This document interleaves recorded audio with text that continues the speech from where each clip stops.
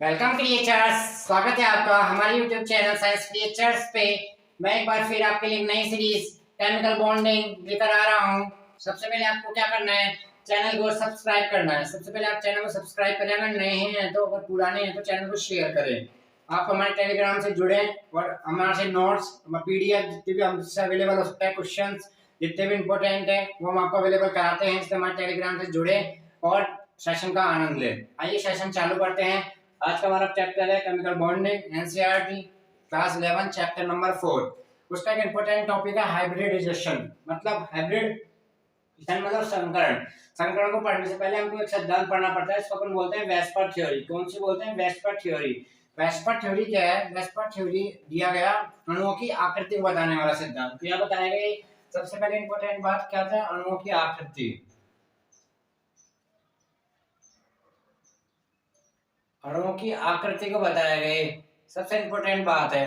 अणुओं की आकृति को बताने के लिए एक सिद्धांत दिया गया, जिसे क्या कहा गया? संयोजकता कोश इलेक्ट्रॉन युग्म प्रतिकर्षण सिद्धांत। तो आपको जैसे नाम से पता लग रहा है क्या? इलेक्ट्रॉन युग्म। इलेक्ट्रॉन युग्म की बात हो रही है। युग्म मतलब क्या होता है? पेयर। पेयर में कितने होते हैं? दो से मिलकर क्या बनता है? पेयर बनता है। ठीक है, तो दो से दो क्या है? इलेक्ट्रॉन। इलेक्ट्रॉन का युग्म मतलब पेयर किसका है? इलेक्ट्रॉन का। इलेक्ट्रॉन का पेयर हो गया हमारे पास, तो हम जानते हैं इलेक्ट्रॉन बिटवीन इलेक्ट्रॉन, रिपल्शन या अट्रैक्शन। ये बताइए आप मेरे को, इलेक्ट्रॉन बिटवीन इलेक्ट्रॉन, रिपल्शन या अट्रैक्शन। ऑब्वियसली सब जानते हैं, जब समान सेम चार्ज होता है तो क्या होता है? रिपल होता है। तो इलेक्ट्रॉन बिटवीन इलेक्ट्रॉन क्या होगा? प्रतिकर्षण होगा। इलेक्ट्रॉन बिटवीन इलेक्ट्रॉन क्या होगा? प्रतिकर्षण होगा। इसमें सिद्धांत दिया गया, इसको क्या बोला गया? संयोजकता कोश इलेक्ट्रॉन युग्म प्रतिकर्षण सिद्धांत। इसको संक्षिप्त में क्या बोला जाता है? VSEPR theory. क्या बोला जाता है? VSEPR theory. देखो अब आगे बात करते हैं। दैट इज दिया किसके द्वारा गया?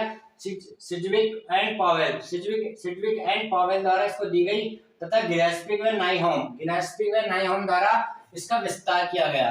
दैट इज गिलेस्पी और नाइहोम कब आए? 1957 में इसके द्वारा इनका विस्तार किया गया। और दी किसने थी? सिज्विक और पावेल ने।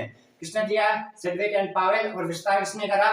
गिलेस्पी और नाइहोम। यहां तक चीजें क्लियर है? आइए अब बात करते हैं आगे क्या बात होती है, इस पर अपन देखते हैं। ठीक है, देखो दैट इज अणुओं की आकृति बताने के लिए अणुओं भी कौन से? सहसंयोजक अणु की। किसकी? सहसंयोजक अणु की,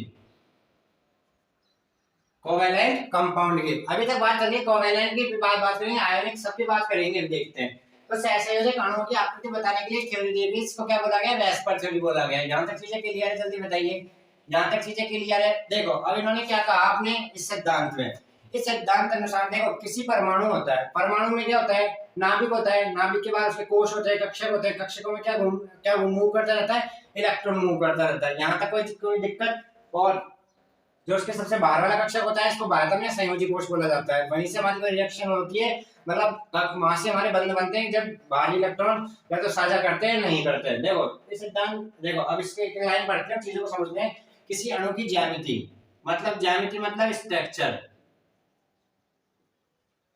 किसी अणु की ज्यामिति केंद्रीय परमाणु के चारों ओर, केंद्रीय परमाणु सेंट्रल एटम जिससे वो जुड़ेगा, किसी केंद्रीय परमाणु जो अपन एटम लेके चल रहे हैं, किसी अणु की ज्यामिति केंद्रीय परमाणु के चारों ओर उपस्थित इलेक्ट्रॉन युग्मों की संख्या पर निर्भर करती है। किस पे निर्भर करती है? इलेक्ट्रॉन युग्मों की संख्या पे।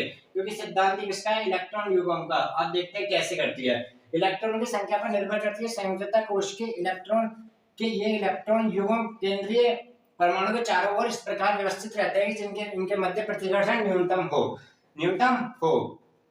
ठीक है, ये तो इनका सिद्धांत। अब देखते हैं इन्होंने क्या कहा, आइए चीजों को समझते हैं।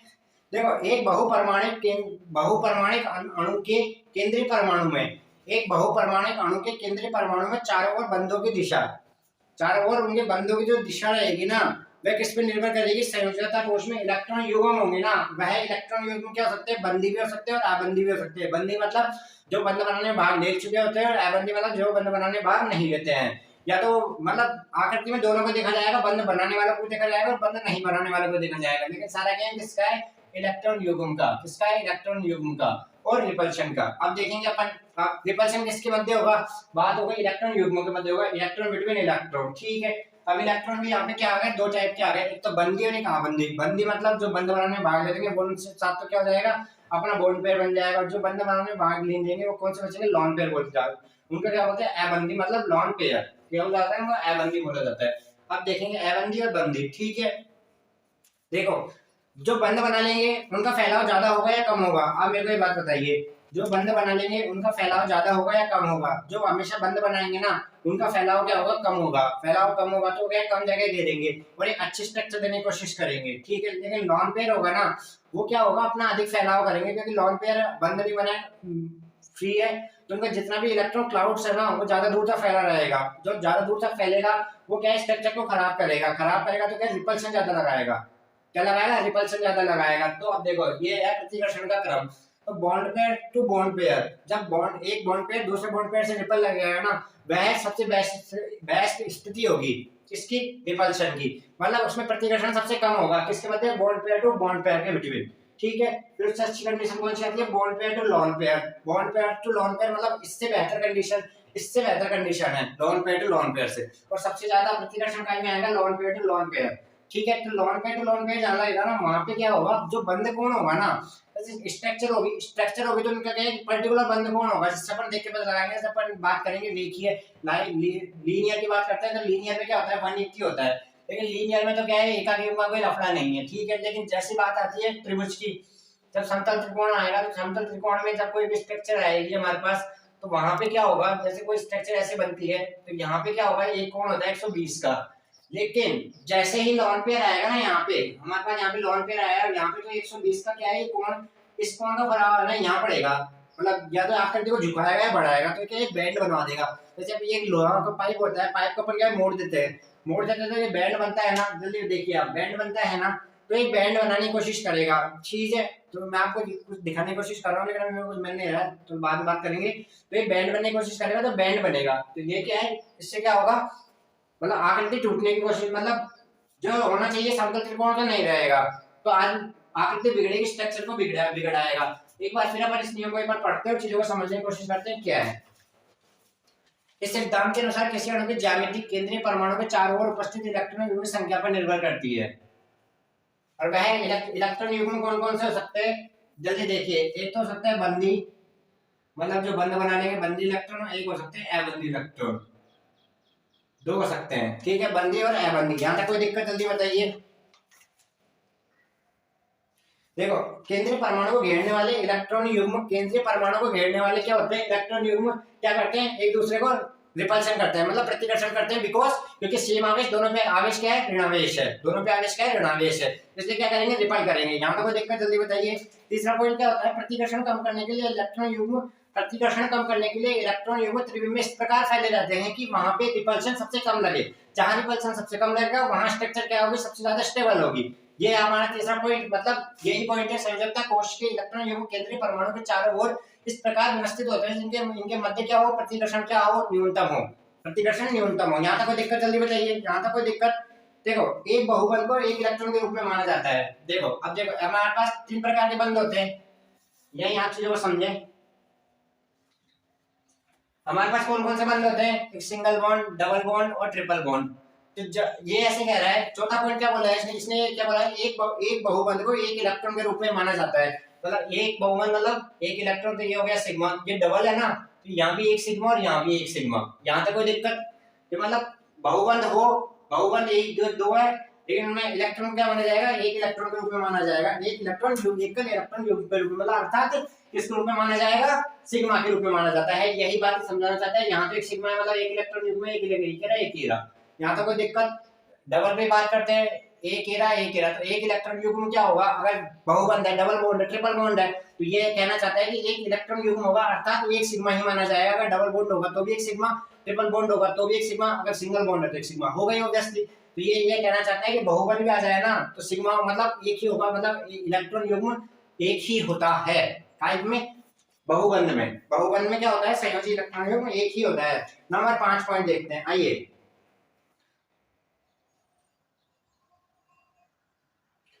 जब अब एक अनुनाद संरचना होती है, अपन पढ़ेंगे रेजोनेंस। रेजोनेंस क्या होता है? अनुनाद से क्या होती है? अनुनादी संरचना, जिसके जितनी ज्यादा अनुनादी संरचनाएं बनती है वो उतना ज्यादा क्या होता है? स्टेबल होता है। क्या होता है? स्टेबल होता है। तो अनुनाद के लिए एक स्टेटमेंट है, वो अपन पढ़ के देखते हैं, उसके बाद देखते हैं क्या बात होती है। अनुनाद के लिए इसने क्या कहा? जब दो या अधिक अनुनादी संरचनाएं, जब दो से अधिक अनुनादी संरचनाएं किसको? एक अणु को प्रदर्शित करती है। तब दो या दो से अधिक संरचनाएं किसको प्रदर्शित करती है, एक अणु को। तो उसने ये कहा है, तो वेस्पर प्रतिरूप इस प्रकार की किसी भी संरचना के लिए लागू हो सकता है। तो उसने ये कहा कि अगर दो अणुओं की संरचनाएं किसी एक अणु के लिए प्रदर्शित की जा रही है तो वेस्पर है ना, इन पे हर पे लगेगा जिनके लिए यह प्रदर्शित की जा रही है। यहाँ तक कोई दिक्कत? पांचवा पॉइंट देखते हैं हम। पांचवा पॉइंट यही है, प्रतिकर्षण का क्रम है। प्रतिकर्षण मतलब, अब देखो bond pair to bond pair लगता है, जैसे एक बॉन्ड पेयर ये बना, bond pair to bond pair मतलब जैसे संयोजी आवाज के आकर्षण से सीधे जुड़ जाएंगे तो वहां पे रिपल्शन की क्या स्थिति सबसे कम होगी। तो इसके बारे में बताया गया एकाकी युग्मों के मध्य प्रतिकर्षण क्रिया, एकाकी युग्म मतलब एलपी के मध्य, एलपी बिटवीन एलपी के मध्य प्रतिकर्षण क्रिया bond pair between bond pair की प्रतिकर्षण की क्रिया से क्या होती है, ज्यादा होती है। मतलब lone pair to lone pair क्या होगा, प्रतिकर्षण ज्यादा होगा। यहाँ तक कोई दिक्कत नहीं। आइए आगे बढ़ते हैं चीजों को समझते हुए। देखो अब देखो इन्होंने क्या कहा, यहाँ तक ये बात चल रही थी अभी तक इनकी। अब गिलेस्पी और नायम ने देखो किस बात पे जोर दिया उस पे देखेंगे अपन। गिलेस्पी और नायम का स्टेटमेंट पहले अपन पढ़ लेते हैं और फिर चीजों को समझते हैं क्या है। देखो आबंधी इलेक्ट्रॉन युग्म, आबंधी इलेक्ट्रॉन युग्म क्या होते हैं, दो परमाणुओं से क्या होते हैं, साजित रहते हैं। आबंधी इलेक्ट्रॉन युग्म क्या रहते हैं, दो परमाणु द्वारा साजित रहते हैं। और आबंधी है जो बंध बनाएंगे बॉन्ड पेयर, तो वो क्या रहते हैं, दो परमाणु द्वारा, एक परमाणु ये रहा, एक परमाणु ये रहा, जैसे ये रहा, जैसे एक परमाणु ये रहा। अब इस तरह देखो, अब इसको व्हाइट ये है ब्लैक, तो व्हाइट और ब्लैक, तो ये क्या रहेगा, जब मिलेगा तो एक परमाणु ये रहा, एक परमाणु ये रहा, तो दो परमाणु द्वारा क्या रहेगा, साजित हो गया, तो ये बन गया। ये चीज नई चीज बन गई, तो ये यही कहा गया था 9 ओम द्वारा, दो परमाणु द्वारा साजित रहते हैं। आइए अब देखो चर्चा करते हैं आगे, ठीक है। और इनका क्या होता है आबंधी, देखो जैसे जो बॉन्ड पेयर होता है ना, बॉन्ड पेयर का क्या होता है, बॉन्ड पेयर का रेंज क्या रहती है, कम हो जाती है, रेंज कम हो जाती है तो क्या रिपल कम करता है उन चीजों को। लेकिन आपको लोन पेयर के बारे में भी मैंने बता दिया, लोन पेयर क्या करता है, रिपल ज्यादा करता है, क्योंकि उसका जो क्लाउड है इलेक्ट्रॉन का वो काफी फैला हुआ रहता है, और जितना ज्यादा फैलेगा तो दूसरे इलेक्ट्रॉन के क्या पास जितने ज्यादा चला जाएगा। जैसे क्लाउड है, जैसे यहाँ पे लोन पेयर है, ठीक है, और दूसरा लोन पेयर यहाँ है, और जैसे ये एक चतुष्फलकीय स्ट्रक्चर है और एक ये रहा और एक ये रहा, ठीक है। फिर दो लोन पेयर हो गए, दो बॉन्ड पेयर हो गए, तो यहाँ पे बिटवीन क्या है, lone pair to lone pair, यहाँ पे क्या है, lone pair to bond pair, bond pair to bond pair, और bond pair to lone pair, ठीक है। सबसे ज्यादा ये क्या करेगा, ये क्या है, फैला हुआ है, ये क्या है, यहाँ पे नहीं है, ज्यादा जगह फैला हुआ है, तो ये क्या है, इसको अपनी तरफ ज्यादा रिपल करेगा, ज्यादा रिपल करेगा, तो ये क्या इधर जोड़ लगाएगा, इधर जोड़ लगाया इसने, तो जहाँ पे जो कोण आना चाहिए ना, जो जो वास्तविकता में आना चाहिए वो ना आके ये क्या है, ये भी रिपल होने लग जाता है। फिर तो जब अपने वास्तविक कोण से क्या हटता है, तो इनका क्या है, ये इलेक्ट्रॉनों पर ज्यादा फैला हुआ रहता है। यह चीजें समझाना चाहता है यहाँ पे, यह चीजें समझाना चाहता है यहाँ पे। अब देखते हैं क्या, इन रिपल्शन के प्रभाव के आधार पर है ना, इन रिपल्शन के प्रभाव के आधार पर अब है ना, इन्होंने क्या करा, दो भागों में बांटा इनको, इसको भागा दो भागों में। देखते हैं इन प्रतिकर्षी प्रभाव के परिणाम स्वरूप अणु की आदर्श स्थिति के विचलन और बंध कोण में परिवर्तन आ जाता है। आपको बता दिया विचलन और बंध कोण क्या है, परिवर्तन आ जाएगा, मतलब जो अपने वास्तविक स्थिति से आएंगे अलग आएंगे, ठीक है। आइए अब देखो, अब बात करेंगे अपन काय पे, ज्यामिति पे। यहाँ तक अपना टॉपिक क्लियर, आप बात करेंगे ज्यामिति पे। ज्यामिति समझाने के लिए आपको सबसे पहले क्या करना पड़ेगा, ज्यामिति आप देखो बात करेंगे अपन ज्यामिति पे। जो क्योंकि पूरा टॉपिक अपन किसके लिए पढ़ रहे हैं, ओनली आकृति के लिए, ठीक है, क्योंकि अपन को पता लगे संकट क्या होने पर आकृति क्या होती है। संकट तो मतलब पढ़ा नहीं है, संकट अपन पढ़ेंगे। तो ये क्या है, बंद युग्म अगर 2 है तो आकृति क्या होगी, बंद युग्म अगर 3 है तो आकृति क्या होगी, यह चीज अपन पढ़ना चाहते हैं, ठीक है। आकृति समझने के लिए देखो हमारे पास चीजें क्या है, चीजें हमारे पास क्या क्या है, एक मिनट रुको, चीजें हमारे पास अब देखो क्या क्या है, हमने क्या क्या पढ़ा अभी तक। हमने पढ़ा इलेक्ट्रॉन युग्म पढ़े, रिपल्शन पढ़ा, इन पे अपन चर्चा करेंगे क्योंकि अब कोई नई चीज तो आएगी नहीं, इनके इर्द गिर्द अपन घूमेंगे, यहाँ तक चीजों को समझते हुए अपन ने अभी तक पढ़ा बॉन्ड पेयर, ठीक है, अपन ने पढ़ा लोन पेयर। तो अब स्ट्रक्चर क्या होगी, स्ट्रक्चर भी इन पे ही डिपेंड होगी, स्ट्रक्चर भी क्या होगी, इन दोनों पे ही डिपेंड होगी। अब इस चीज को भी आगे देखते हैं कैसे स्ट्रक्चर अगर इन पे डिपेंड होगी तो एक ऐसी स्ट्रक्चर आएगी। अब कौन सा क्या डिवाइडेशन हो जाएंगे, वैसे क्लास को डिवाइड कर देते हैं, एक तरफ गर्ल्स वाले हो जाते हैं, एक तरफ बॉयज हो जाते हैं, ठीक है। लेकिन जब क्लास के साथ मिक्स हो जाती है कि बॉन्ड पेयर भी आएगा और लोन पेयर भी आएगा, तो यहाँ क्या होगा, यहाँ आप क्या देखो तीन टर्म्स हो गई हमारे पास, कौन कौन सी, ओनली बॉन्ड पेयर, जहाँ पे बॉन्ड पेयर ही बॉन्ड पेयर होंगे, ओनली लोन पेयर वाला कोई केस नहीं होगा, लेकिन डी वाला केस होगा bond pair to lone pair, जहाँ बॉन्ड पेयर भी होंगे और लोन पेयर भी होंगे। तो देखो अब ये चीजों को अपन समझेंगे कि अणु की आकृति में क्या परिवर्तन आएगा, क्या परिवर्तन नहीं आएगा।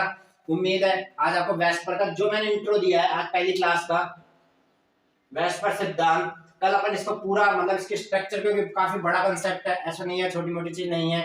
इसके बाद जो रेजोनेंस अपन पहले बाद में पढ़ेंगे, जो भी अपन करेंगे उसको अपन देखेंगे। आज का सेशन कैसा लगा बताना मेरे को। उम्मीद है वेस्पर का पहला इंट्रो जो इसका सिद्धांत है वहां पे समझ में आएगा। कल अपन क्या करेंगे, स्ट्रक्चर को पढ़ेंगे। किसको पढ़ेंगे, स्ट्रक्चर को पढ़ेंगे। उम्मीद है आपको सेशन पसंद आया होगा, और सेशन को सब्सक्राइब करें और हमसे ऐसे जुड़ते रहें। और हमारे टेलीग्राम कुछ लिंक को फॉलो करें, फेसबुक लिंक में सब डाल देता हूँ इसमें जितने भी है, और सबको फॉलो करें। कल मिलता है नए वीडियो के साथ।